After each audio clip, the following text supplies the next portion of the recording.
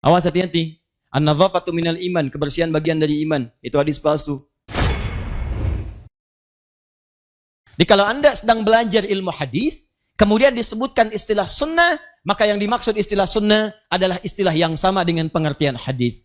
Apa isinya? Ditemukan dalam kitab hadis. Apa turunannya? Cuma ada dua. Dalam kitab hadis, Anda akan temukan teman-teman sekalian, dari pendalaman sunnah, dua hal yang paling utama. Dua hal ini yang disebut dengan sayap hadis. Pertama adalah yang disebut dengan matan isi hadis, isi substansi hadisnya.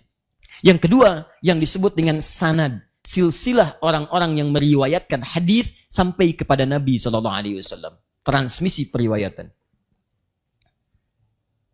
Awas, hati-hati. Hati-hati. Keduanya penting. Kata para ulama, ini bagaikan dua sayap burung. Satu sayap terluka, maka burung tidak bisa terbang. Satu sayap di antara dua hadis bermasalah, maka hadisnya akan turun kualitasnya. Hati-hati. Isinya bagus, tapi riwayatnya bermasalah, maka belum tentu hadisnya bisa diterima. Maka semua yang bersandar dari Nabi, dari perkataan, perbuatan, ketetapan, cek dulu. Benar gak informasinya? Bagaimana mengeceknya? Yang diterima oleh kita. Kita kan gak pernah berjumpa dengan Nabi. Maka telusuri informasi ini sampai tersambung kepada Nabi. Cara menelusurinya disebut dengan isnad. Urutan-urutannya disebut dengan sanad. Imam Muslim langsung membuat bab khusus dalam jilid yang pertama dari 9 jilid Sahih Muslim, halaman 119. Sebelah kiri paling atas, beliau berikan keterangan babul isnadi minaddin. Babul isnad. Bab pembahasan tentang pentingnya sanad, ini bagian yang sangat menentukan dalam agama. Hati-hati. Informasinya diterima oleh kita, tapi orangnya nggak jelas, maka ini menunjukkan bermasalah. Jangankan orangnya tidak ada, orangnya ada tapi punya masalah, maka akan berpengaruh pada kualitas hadisnya. Pernah dengar hadis ini? Awal Ramadan rahmah, awsatuhu maghfirah, wa akhiruhu itkum minan nar. Awal Ramadan itu rahmat, pertengahannya ampunan, ujungnya itkum, pembebas dari neraka. Pernah dengar itu? Hadisnya matruk. Matruk, semi palsu. Urutan nomor 2 terburuk dalam silsilah ilmu hadis. 1 maudhu, 2 kemudian matruk. Ya, hati-hati. Ya, nanti ada yang disebut dengan 3M. 3M. 1 maudhu. Ini yang paling parah. Kedua, matruk. Ketiga, mungkar. Hati-hati. Maudhu, hadis palsu, memang sengaja bikin hadis. Informasinya bukan dari Nabi SAW, sengaja dipalsukan. Hati-hati teman-teman sekalian, banyak yang seperti ini. Ya, ikhtilafu ummati rahmah. Perbedaan pendapat di antara umatku adalah rahmat. Hati-hati, itu hadis palsu, hadis maudhu. Awas, hati-hati. An-nadhafatu minal iman, kebersihan bagian dari iman. Itu hadis palsu, hadis maudhu. Dan banyak nanti yang tersebar di masyarakat. Bukan informasinya tidak bagus, kalimatnya bagus, tapi Nabi tidak pernah mengucapkannya. Cuman orang kebanyakan mengatakan ini dari Nabi. Pernah dengar hadis ini? Makan saat lapar, berhenti sebelum kenyang. Pernah dengar? Nah, itu palsu, maudhu. Bahkan palsu banget. Saking palsunya, di kitab hadis palsu pun tidak ditemukan. Silahkan cek. Saking palsunya. Dalam kitab-kitab hadis palsu tidak ditemukan. Cuman ada di satu kitab. Ya, namanya Ar-Rahmah fit Tibbi wal Hikmah. Karangan Syekh Jalaluddin As-Suyuti. Tentang kisah. Ada kisah terkait dengan kalimat itu. Diduga sebagai hadis dimunculkan. Hati-hati, banyak menyebar nanti setelah fitnah kubra. Ada orang mau dieksekusi, begitu mau dieksekusi ditanya, karena sering memalsukan hadis. Berapa telah banyak hadis Anda palsukan? Dia katakan arba'ina alfan, 40.000 hadis. Bayangkan satu orang 40.000 hadis. Karena saking mudahnya orang berbuat begitu, sampai-sampai Nabi mengatakan dari sejak dulu, dari awal-awal di masa kenabian, man kadzaba alayya muta'ammidan falyatabawwa maq'adahu minan nar. Siapa yang mencatut namaku? Hati-hati. Memalsukan diriku, mengatakan ini dariku, maka seakan-akan dia telah pesan kapling di neraka. Siap-siap tempatnya di neraka. Kayaknya sudah pesan kapling tuh. Ya. Gampang, bikin hadis tuh gampang. Sampai kalimat-kalimatnya terasa bagus, benar, disandarkan pada Nabi. Salah. Kalau Anda ikut pelajaran ilmu hadis yang di Indonesia, itu guru kita sering mencontohkan saking gampangnya orang bikin hadis palsu, orang Jawa dengan orang Sunda berdua bisa bikin tuh. Ya. Orang Jawa, Sunda, sudah tua, sepuh. Sepuh disebut dengan syekh.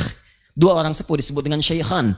Dalam ilmu hadis, syekhan, Bukhari, Muslim. Al-Bukhari dan Muslim. Ini orang Jawa, orang Sunda, bikin hadis palsu. 2 orang sepuh, syekhan. Bikin hadis, apa bunyinya? qala afdalud dahri bi faisil laili kucifa wa kulifa wa ubina hatta karusa udamuhu fa idza bukhila fa duriba unuqu thalath marat hatta utiha rawahu syaikhan. Paham? Tidak. Yuk kita terjemahkan. Ini nahunya benar semua, sorofnya bagus, bahasa Arabnya lengkap. Afdalud dahri, dahar yang paling afdol. Bi faisil laili, dengan pais lele. Kucipa, kasih kecap sedikit. Wa kulifa, hidangkan kerupuk hatta karusa udanghu, sehingga terasa udangnya. Fa idza bukhila, apabila kebehelan, faduriba unukuhu, maka pukul punduknya thalatha marat 3 kali hatta utiha, sampai utah. Rahu syaikhan. Baru ketawa tuh. Jadi orang kalau mau bikin-bikin yang seperti ini, mikir dulu pesan kapling di neraka. Yang salah, ini kata Nabi, itu maudhu namanya, hadis palsu. Yang ini matruk, semi palsu. Semi palsu karena diriwayatkan oleh seseorang yang tertuduh seringkali berdusta. Dustanya kadang-kadang tidak langsung, ngarang-ngarang cerita, macam-macam, sehingga sulit dibedakan antara hadis dengan bukan. Di antara yang disebutkan itu adalah hadis yang sangat populer. Ini hadisnya, awal Ramadan adalah rahmat, pertengahannya maghfirah, ujungnya adalah pembebas dari neraka. Itu hadis matruk. Matruk. Kenapa banyak menyebar di mimbar-mimbar saat datang Ramadan? Karena pernah diriwayatkan oleh Ibnu Khuzaimah, dalam Sahih Ibnu Khuzaimah, cuma diberi catatan. Di bab beliau ketika disebutkan, nih, bab fadailu Ramadan in kana hadithuhu sahihan. In kana hadithuhu sahihan. Ada catatan. Ini bab menerangkan tentang keutamaan Ramadan. Hadis yang pertama ini, jika memang diduga hadisnya sahih, diberi catatan. Ini tidak sahih karena ini meragukan syartun. Kalau memang sahih, amalkan. Tapi ini bukan sahih, ada innya. Setelah itulah kemudian masa lewat, terjadi peristiwa, ada kebanjiran. Saat banjir itu kemudian menimpa juga sebagian kitab Ibnu Khuzaimah, tersapu huruf innya, hilang di bab ini. Maka berubah kalimatnya. Bab fadailu Ramadan kana hadithuhu sahihan. Bab tentang keutamaan Ramadan, hadisnya sahih. Dinukil oleh orang setelahnya, ditulis kembali, innya hilang. Maka tersebarlah di masyarakat kemudian. Padahal awal hadisnya adalah matruk. Mungkar, hadis yang diriwayatkan oleh orang-orang, mohon maaf, yang berperilaku yang kurang pantas, sering menyimpang dalam ketentuan agama. Mabuk, tapi meriwayatkan hadis. Nah, maka hadis yang mungkar ingkari, jangan diambil. Ingkari. Kenapa diingkari? Bukan kalimatnya yang kurang bagus, tapi diriwayatkan oleh orang yang punya perilaku buruk. Khawatir nanti ketika diamalkan ada tuduhan pada agama. Pantas perilakunya begitu. Hadisnya diriwayatkan orang mabuk. Muncul tuduhan. Karena itu kemudian ulama bikin kualifikasi yang sangat ketat dalam persoalan ini. Sanad bermasalah, maka menurunkan status ini. Matannya bermasalah, maka kehilangan kemudian kepercayaan dari riwayat yang disampaikan. Jadi teman-teman, kalau Anda ingin mencari pengertian sunnah dalam pengertian hadis, maka kembalikan ke kitab hadis. Jelas? Nah, cari referensinya. Ada 4 jenis. Saya berikan dengan cepat. Kalau ingin melihat tuntunan umum, cari kitab Al-Jami namanya. Jami itu umum.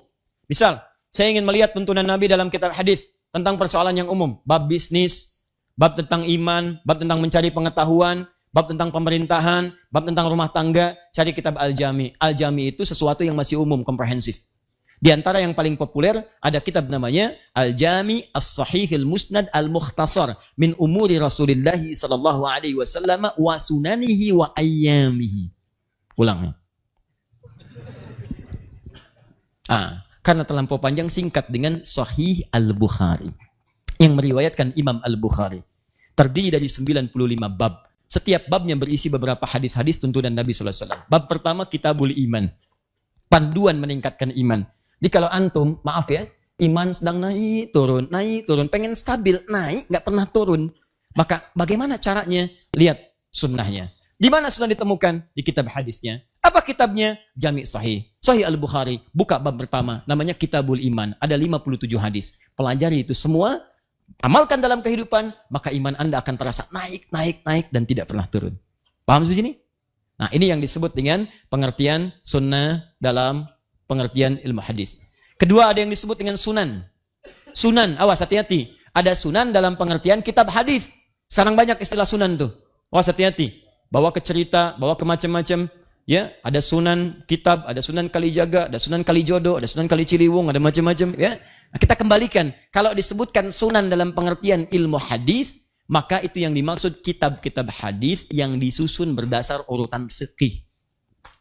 Jadi kalau teman-teman pengen cari referensi sunnah Nabi yang cepat dalam urusan fikih, jangan nyari kitab jami. Carinya kitab sunan. Sunan Abu Daud, Sunan An-Nasai, Sunan At-Tirmidzi. Sekalian saya lurusin nih. Ada sebagian orang kalau nggak Bukhari, nggak sahih nih. Saya nggak mau terima, hadisnya nggak sahih. Berarti dia belum paham ilmu hadis. Dia nggak ngerti ilmu hadis. Yang dimaksud di Sahih Al-Bukhari, itu yang dikumpulkan oleh Imam Al-Bukhari dalam kitab beliau, dalam masalah-masalah umum. Semua hadisnya sahih memang betul, tapi tidak mencakup semua persoalan.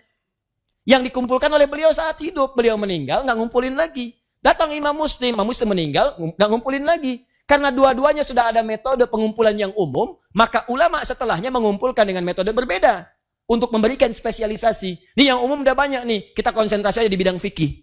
Ketika hadis-hadis dikumpulkan, khusus dalam bidang fikih, maka berubah istilah menjadi sunan namanya. Nah, Anda kalau pengen cepat belajar fikih dari tuntunan sunnah, referensi hadis, maka cari kitab sunan. Misal, Sunan Abu Daud. Saya ambil contoh. Saya sering katakan kepada Anda, turun, gini, dalam i'tidal, ke sujud. Mau pakai telapak tangan, mau pakai lutut. Saya pakai lutut. Ustaz Umar Mita pakai telapak tangan. Ibnul Qayyim Al-Jauziyah rahimahullah pakai lutut. Ya, kemudian Syekh Al-Albani menggunakan telapak tangan. Dari mana menemukan itu? Antum cari di Sahih Al-Bukhari. Sampai kiamat kurang 2 hari, gak akan ketemu. Saya kasih tahu dari sekarang. Kalau nggak percaya, cari aja. Silakan. Ini syarahnya ada di belakang nih. Ya, yang syarah Ibnu Hajar Al-Asqalani. Yang warnanya orange itu. Yang di dalam, yang belum dibuka sebagiannya. Itu kan? Nah, itu nggak cari, nggak akan ketemu. Sahih Muslim, susah. Yang ada di mana? Abu Daud. Karena beliau konsentrasi merumuskan hadis-hadis dalam urutan fikih. Yang pakai lutut, nomor hadis 838. Paling kanan sebelah bawah di kitabnya. Riwayatnya dari Wa'il bin Hujur. Beliau meriwayatkan dari Nabi di awal-awal masa keislaman. Ketika beliau masuk Islam di awal-awal masa Islam. Melihat Nabi masih dalam keadaan kuat. Nabi sholat kemudian turun lututnya terlebih dahulu. Nabi katakan, "Idza sajadta fala tasjud kama yabrukul ibil, falyadha rukbatahi qabla yadayhi." Kalau kamu pengen sujud, jangan kamu sujud seperti duduknya unta. Letakkan dulu kemudian lututmu sebelum telapak tanganmu. Kalimatnya ibil. Tapi ketika nomor hadis 840 sampai 841, paling kiri sebelah atas, yang riwayatkan sahabat Abu Hurairah. Sahabat Abu Hurairah masuk Islam 3 tahun sebelum Nabi wafat. Di tahun ke-7 Hijrah. Usia Nabi sudah 60 tahun. Nabi sudah semakin lemah. Begitu beliau kemudian sholat, terlihat beliau menurunkan dengan telapak tangannya. Begitu turun pakai telapak tangan, keluar kalimatnya. Berubah kemudian kosakata tentang untanya. Idza sajadta fala tasjud kama yabrukul ba'ir. Falyadha yadayhi qabla rukbatayhi. Kalau pengen sujud, sujudlah kemudian, tapi jangan duduk seperti duduknya unta. Dahulukan telapak tanganmu sebelum lututmu. Ustadz, kok bisa? 2 hadis ini kok bisa seakan-akan bertolak belakang? Paradoks. Yang satu bilang pakai lutut, yang satu bilang pakai telapak tangan. Mana yang benar, Ustaz? Cek, hadisnya di mana? Kitab yang sama. Yang meriwayatkan siapa? 2 orang berbeda. Maka kalau Anda temukan beberapa hadis dalam satu peristiwa kelihatan tidak sama, maka rumus hadisnya kumpulkan keduanya. Dikumpulkan disebut al-jamu'. Ambil faidah darinya disebut at-taufiq. Maka dalam kaidah nanti ilmu hadis ada istilah disebut al-jam'u wat taufiq. Kumpulkan, ambil petunjuknya, dilihat. Allahu Akbar. Teman-teman, ternyata indah sekali kesimpulannya. Kata para ulama hadis, Nabi mempraktikkan menggunakan lutut di awal-awal masa. Ini menunjukkan bahwa boleh Anda menggunakan lutut saat Anda akan turun dari i'tidal kepada sujud. Tapi di akhir-akhir kehidupan beliau terlihat lemah. Masalah orang pertama saat lemah itu pada lututnya. Maka beliau alternatif gunakan telapak tangannya. Maka turun menggunakan telapak tangan. Karena itu pada yang pertama disebut ibil, unta biasa. Karena unta nanti ada 4 sampai 5 istilah. Ada ibil, unta umumnya. Ada jamal, unta jantan. Hatta yajal jamalu fi samil khiyat. Ada naqah, unta betina. Naqatallahi wa suqyaha fakadzabuhu fa'aqaruha fadamdama alaihim rabbuhum. Ya, dan seterusnya ayat. Kemudian ada yang keempat, ba'ir. Ba'ir itu unta tunggangan yang punya beban. Nah, yang tadi unta turun, jangan seperti unta dahulukan telapak tangan disebutkan ba'ir. Yang dahulukan lutut disebut ibil, yang tidak punya banyak beban. Artinya apa? Nabi ingin memberikan gambaran bahwa kalau mau sujud, silahkan cari 2 alternatif. Boleh pakai telapak tangan, boleh pakai lutut. Jangan juga simpulkan dengan kesimpulan yang keliru. Kalau ada orang menggunakan telapak tangan, berarti dia sudah sepuh, sedang punya beban. Belum tentu. Karena ada atlet yang cedera lututnya. Ya, kemudian karena ada beberapa orang yang tidak mungkin pakai lutut, ada bermasalah, maka turun pakai telapak tangan. Kesimpulan hukumnya, sujud turun, boleh pakai telapak tangan, boleh pakai lutut. Jangan bicara yang macam-macam. Begitu turun pakai telapak tangan, sepuh. Lain. Begitu turun pakai lutut, kayak unta. Anda cuma baca satu hadis. Lutut boleh, telapak tangan boleh. Yang salah yang pakai kepala duluan.